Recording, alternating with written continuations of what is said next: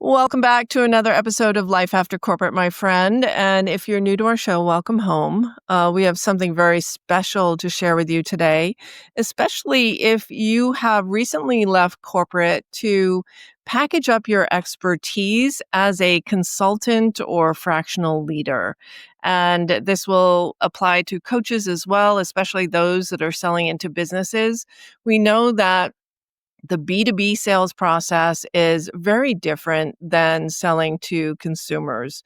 And so today we're going to talk about what it really takes to land consulting clients and what that process buying journey looks like. And our special guest today is Leah Neaderthal.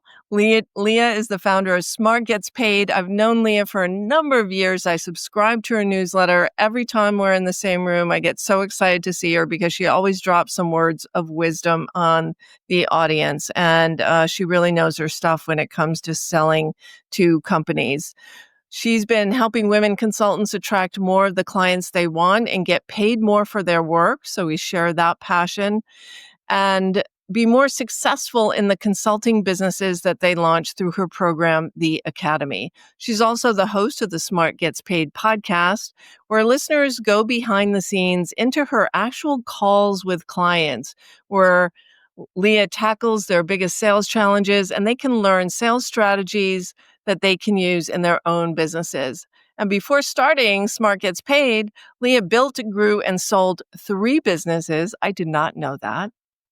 And lives in Brooklyn, New York. Learn more about Leah at smartgetspaid.com, and we'll have some great links in the show notes as well. Leah, I'm super excited to have you here. Welcome to Life After Corporate. Thank you so much for having me. And everything, all those kind words, I just want to say right back at you. Oh, thank you so much. You know, it's wonderful to be in spaces where in other ecosystems, people might be considered competitors and instead can be collaborators. And I think we share that common value system of it's easier to support one another. And I'm so excited to showcase your expertise because you go deep in this area in a way that I just don't. I did not know that you had built and sold 3 businesses. I was going to ask you what your life after corporate story was. Did you start in corporate? So tell us a little bit about the journey from corporate to those other businesses and how you landed on Smart Gets Paid. Yeah, I have to tell you that I did start in corporate and I never would have guessed that I would end up here. So I started in the advertising industry. My first job was at DDB, which is a large advertising agency in Chicago, and then Leo Burnett, another agency, and then I went in-house to technology, a mid-sized technology company. In 2010, my then partner and I quit our jobs to travel the world. And we were going to go, we'd saved all this money. We're going to go on this year-long trip. And about 3 weeks into that trip, backpacking through Central America, we were so, it was such a blur. Like we were going little town to town to town, and we weren't even seeing anything that, like really taking in anything that we were seeing. And we said, we got to stop this. Instead of trying to fit the whole world into a year and then go back into corporate, what if we created a business that would allow us to live anywhere? And so we did. You know, my background is in marketing, corporate marketing. Her background was in nonprofits and social enterprise. And so we said, well, let's created a business. So we created a digital marketing agency for nonprofits and social enterprises. And we came back to the States to get clients so that we could continue traveling. And when we landed back on the States, all of my corporate training, corporate conditioning really flared up. And you need a job and you needed insurance and all these things. And so I actually went back into corporate again. But I realized that was a mistake. I really wanted to run my own business, but I needed to learn how to sell, but not the ways I had seen other people sell to me, which didn't feel all that great. If you're listening to this, you probably have an experience like this yourself. So I taught myself everything I could about how to get clients. I read 65 books. Everything that felt good, I kept. Anything that felt salesy, I ditched. And I sort of put together, I didn't realize it at the time, but I was sort of creating this methodology that really works and feels comfortable. And, using that methodology, I sold $3 million in work and I have a 92% win rate. And that's the methodology that I now teach my clients. But, if you had asked me at the beginning of my corporate journey if I'd be here, I wouldn't have known what you're talking about, frankly. Yeah. But I'm glad I landed here. So interesting, right? So much of what makes us who we are today as entrepreneurs also was shaped in corporate, for better or for worse. What we learned that we didn't want to ever experience again, and those skills that were really valuable that we can repurpose and reapply in other areas. What I'm curious about, and this is also everything you said made all the digital nomads out there light up. I know several people in my ecosystem who are traveling the world while running their businesses, living for 2 months in Peru or 2 months in Mexico. And so that really lights people up. I'd love to hear, what are the top three mistakes that you see new consultants make when they're looking for work and they're approaching the sales process?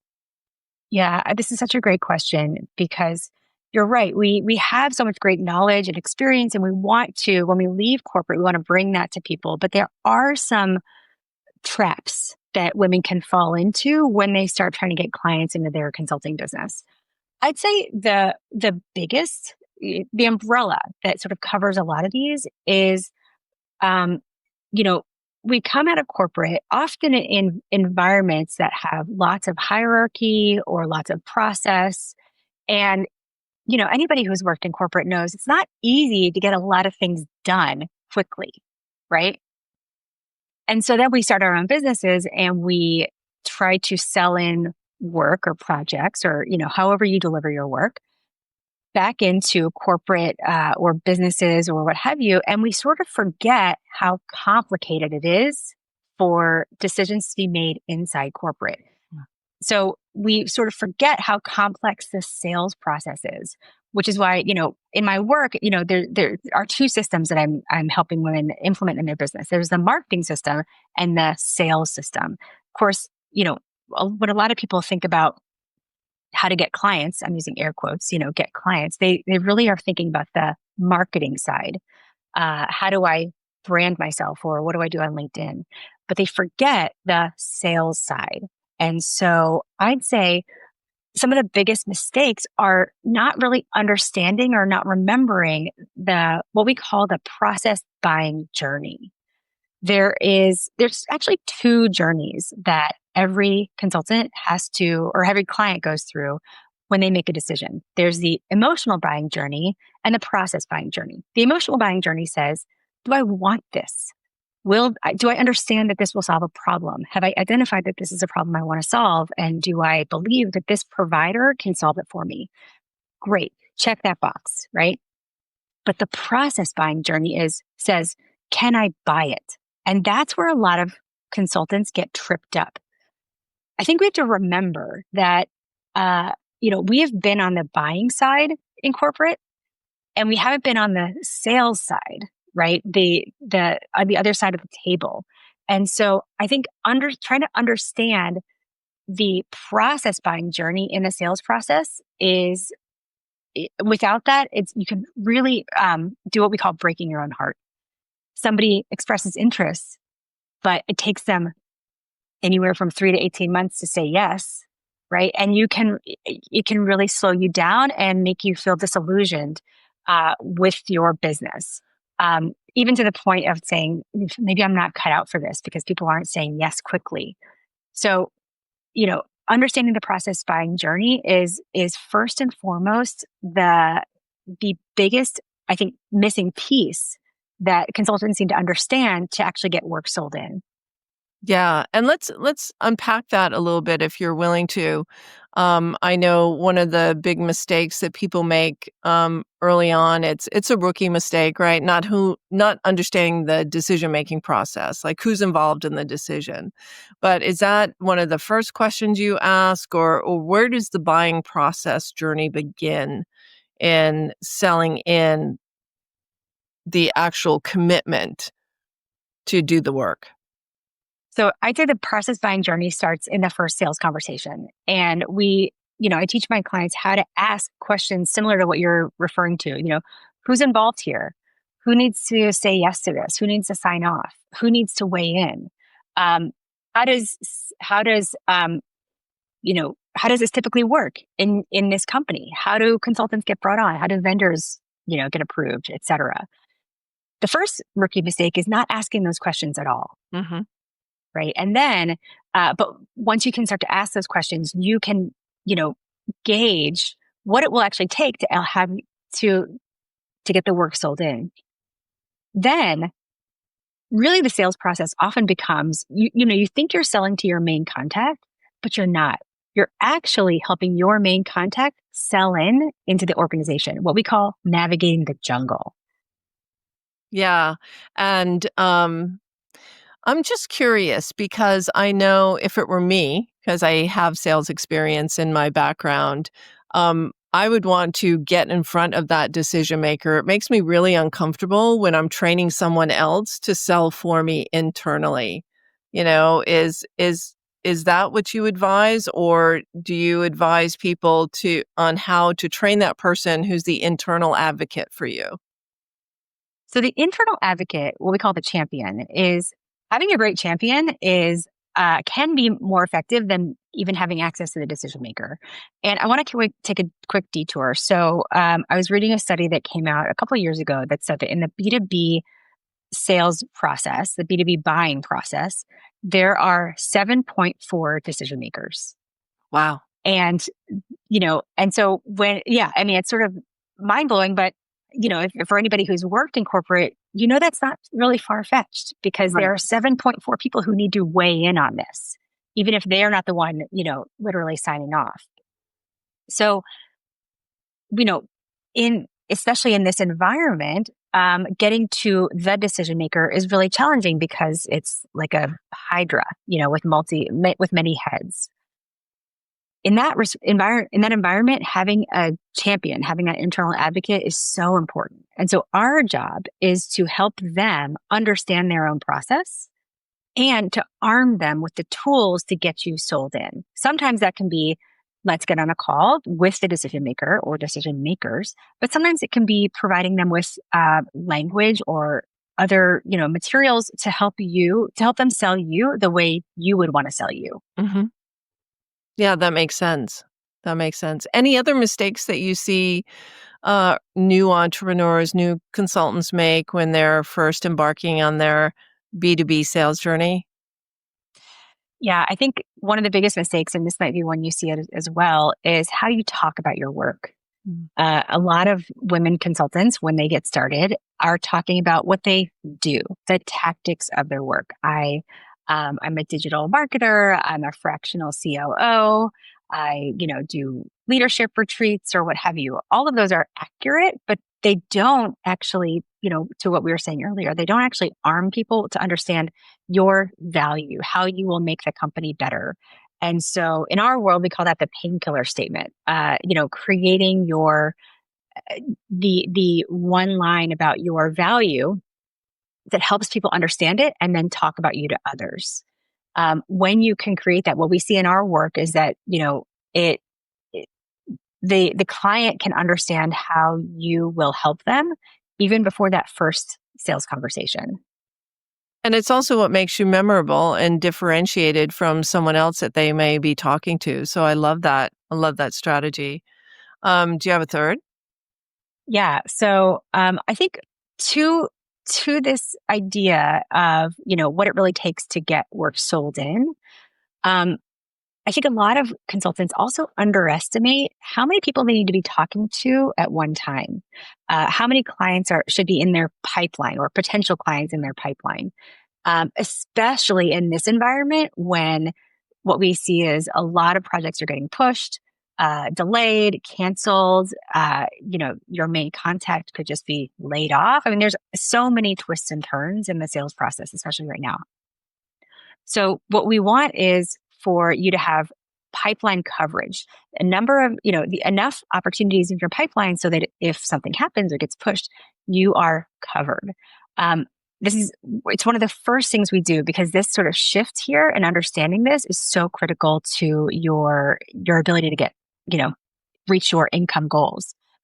So correct pipeline coverage, or, to be covered in your pipeline, you have to have between 2x and 3x in your pipeline. What that means is if you want to make $100,000 in the next 6 months, maybe your goal is $200,000 in your business, and divide that by two, $100,000. Of course, if you only have clients totaling perhaps maybe $50,000, there's not a good chance you'll make $100,000. But what I think people don't understand is that if you have potential clients totaling $100,000 in your pipeline, you also probably won't make $100,000 because of the reasons we mentioned. So you actually need between 2 times what you want to make and 3 times what you want to make. This is simple math you can do just, on the back of a napkin. But when you understand how much you truly need in your pipeline, then you know how much marketing you need to do, how many conversations you need to be having, and you're better protected when the sales cycle takes a long time, or, any of the other twists and turns. Yeah, and there's lots of twists and turns, and that's for anybody, really, any service-based business. That's just good, solid advice. I would say 3x, 3 times your revenue goal in your pipeline. So I agree with you there. Let's talk about this current buying climate. A lot of people are saying, well, no one's buying right now. And I don't believe that to be true. I think people are still buying. They might be buying differently. So what are you seeing, and how are you advising clients on how to operate in 2025? When clients are saying, well, we're going to push this out a couple of months, or, you know, uh, many of my clients are getting ghosted right now. I sent the proposal and now I haven't heard anything back. Is that the environment or the sales process? A little bit of both? It's probably a little bit of both, but I'm seeing the same thing that everybody's seeing, right? Some clients are taking longer, and in fact, what we see is that sales cycles are taking 25% longer, and even B2B buyers are reported. So this is self-reported. B2B buyers are 75% of B2B buyers are saying they're taking longer to make a decision. I agree with you that it's not that clients aren't buying; they are buying differently. Yeah. And it takes more. It takes more to get in front of them. I think that what we're seeing is that a lot of women consultants spend a lot of time, or years even, in their business just responding to referrals, and responding to the clients that come their way. And you can sort of plod along for a long time with a business like that. Hmm. But in this environment, clients are not going to swim into your net. And so for people who don't have a sales process or don't have a sales and marketing process, they're the ones who are being caught flat-footed. And, that's why, you know, in this environment, you have to be intentional. You have to have more in your pipeline, closer to that 3x. You have to follow up. You have to be more proactive. And again, if you've spent the last few years in your business not being proactive, just being reactive, that's going to be challenging. But it doesn't mean that it's insurmountable. And when you can do that, clients are saying yes. I think we also have to remember that things like layoffs and whatnot, that is news, right? And media outlets have to report on news. But you know what they're not reporting on? Companies that are doing great. Yes. Companies that are, just keeping on, companies that have made smart decisions and are keeping their staff, or are doing, better than last year. Nobody wants to, that's not salacious, right? And so just remember that, the bad news that you're seeing in the news that's just what's being reported. Yeah. And I think the last thing that we have to sort of tell ourselves here is, what's the other option? Just to keep on keeping on, right? If you want to go back into corporate, you could argue that's no safer, right? It's no safer. And so, and I did a podcast episode about this recently where it was like, what else? The only way out is through. Yeah. The only way out is through. It's so true. So, and that requires upping your skill set. Are you finding that, there's a lot of talk about high ticket offers and, what is your 6-figure value proposition? Because it's easier to sell one engagement at 100K than 10 at 10K. Are you finding that people need to be more flexible with their offers these days and maybe scale down a bit and do a trust building offer or something that gets them in the door and earns them the right to ask for the bigger contract? Or do you find that people are still closing big ticket on the first try? I think that it's more really the former. People, you and I could sort of debate this, or I think we would probably find a lot of commonalities here. But I think that people who say I'm using air quotes here, it's easier to sell $100,000 offer than $10,000 offers. I don't think it's any easier. It's just you're selling one. You got one thing to do, Yeah. right? And I don't think it's easier for clients to say yes to a $100,000 offer. What we do in my system is we create what's called the Etsy offer, and Etsy stands for easy to say yes. It's what you'd call a trust building offer. And when you can do that, you allow the client to make the business case for working with you. You allow them to demonstrate results. And of course, you get in the door. And so one of my clients uses that. She does sell, she has technology transformations. Her contracts are $100,000 and up. And she has an Etsy offer that's, kind of an assessment. I believe it's 15K or something like that, right? Mhm. And it's so much easier for the client to say yes to that offer and then say yes to the bigger offer, The solution to right? the problems that she's already uncovered, right? So it's really an Exactly. assessment is something that digs up more challenges and enables the client to prioritize, well, which one of these challenges is worth the most to you? Where do you want to start? So it's almost Exactly. a no-brainer lead in. Yeah. And so I think that, just if we could step back for a bit, Mhm. I think that this is a time to really sort of um, look with, take a critical eye towards some of the lessons that people are saying out there, right? Like, Mhm. high ticket is better or high ticket is Mhm. easier or whatever, because a lot of things are changing in the selling environment and a lot of things are changing in our industry.